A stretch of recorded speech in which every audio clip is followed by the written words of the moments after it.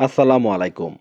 বেসরকারি শিক্ষা প্রতিষ্ঠানের শিক্ষকদের ঈদের আগে বোনাস পাওয়া নিয়ে অনিশ্চয়তা। বিস্তারিত দেখুন রিপোর্টে।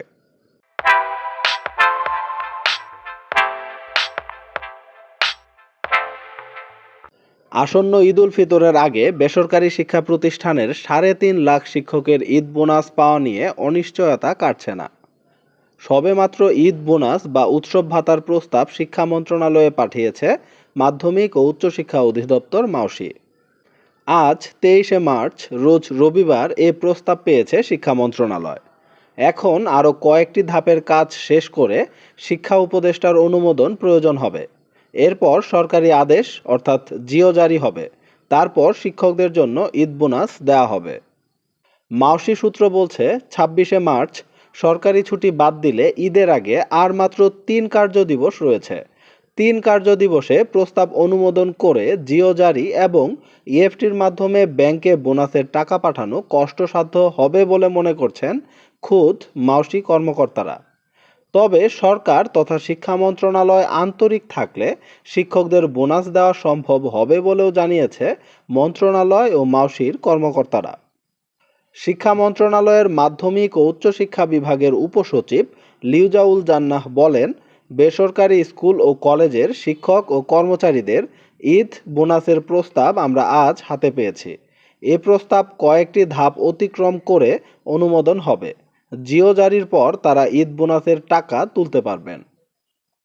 শিক্ষক ও কর্মচারীরা বোনাসের টাকা কবে পেতে পারেন এমন প্রশ্নের জবাবে তিনি বলেন, এটি নির্দিষ্ট করে বলা সম্ভব নয়। দ্রুত সময়ের মধ্যে তারা যেন বোনাসের টাকা পান সেই চেষ্টা করা হচ্ছে। এদিকে জানা গেছে সরকারি কর্মকর্তা ও কর্মচারীরা ইএফটির মাধ্যমে বেতন ভাতা পান। তবে বেসরকারি শিক্ষা প্রতিষ্ঠানে কর্মরত এমপিওভুক্ত শিক্ষক ও কর্মচারীদের বেতন ভাতা সরকারি কোষাগার থেকে ছাড় হলেও তা রাষ্ট্রায়ত্ত ৮টি ব্যাংকের মাধ্যমে অ্যানালগ পদ্ধতিতে ছাড় হতো। এ অর্থ তুলতে শিক্ষকদের নানা রকম ভোগান্তিতে পড়তে হতো। গত ৫ অক্টোবর বিশ্ব শিক্ষক দিবসে ইএফটিতে বেসরকারি শিক্ষকদের এমপিওর বেতন ভাতা দেওয়ার ঘোষণা দেয় শিক্ষা মন্ত্রণালয়। প্রাথমিকভাবে বেসরকারি এমপিওভুক্ত স্কুল ও কলেজের ২০৯ জন শিক্ষক কর্মচারীর অক্টোবর মাসের এমপিও ইএফটিতে ছাড় হয়। পরবর্তী সময়ে ১লা জানুয়ারি ১,৮৯,০০০ শিক্ষক ইএফটির মাধ্যমে বেতন ভাতার সরকারি অংশের টাকা পেয়েছেন।